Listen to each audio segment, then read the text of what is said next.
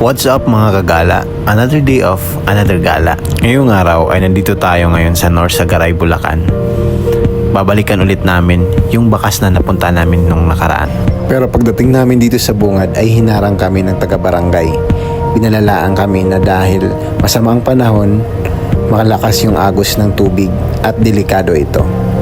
Pero ganun pa man, matigas yung ulo namin, ay dumiretso pa rin kami upang maligo.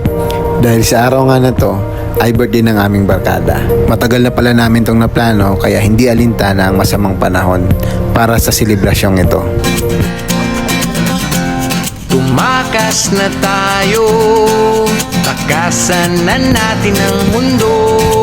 Dito ulit sa tindahan ni nanay, napili namin pumuesto ulit. At nang mga pwesto na, hinanda na namin ang lahat. Nagluto, nag-ihaw, at pagkatapos ay kainan na. Pero bago ang lahat,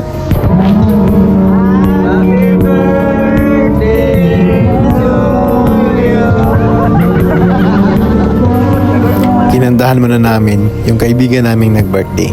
At ito na nga, ay kainan na.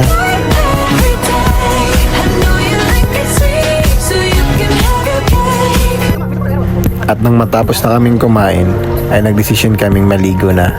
Pero gawin namin itong adventure. Bali nang hiram pala kami ng 2 salbabida na pagkakasyahin namin sa aming 7 at sasabay sa agos ng tubig.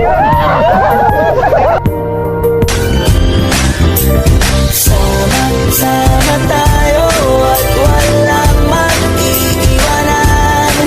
Kung may problema, tayo lang. Di naman ang magtutulungan. Di pwedeng may maiiwan. Ulitin natin ang araw na to.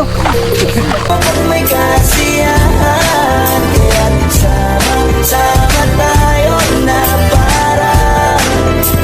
parang magkabarkada. Sama tayo at walang mag-iiwanan. Kung may problema, tayo lang. Di naman ang magtutulungan. Di pwedeng may maiiwan. Lahat kasama pag may kasiyahan. Kaya't sama tayo na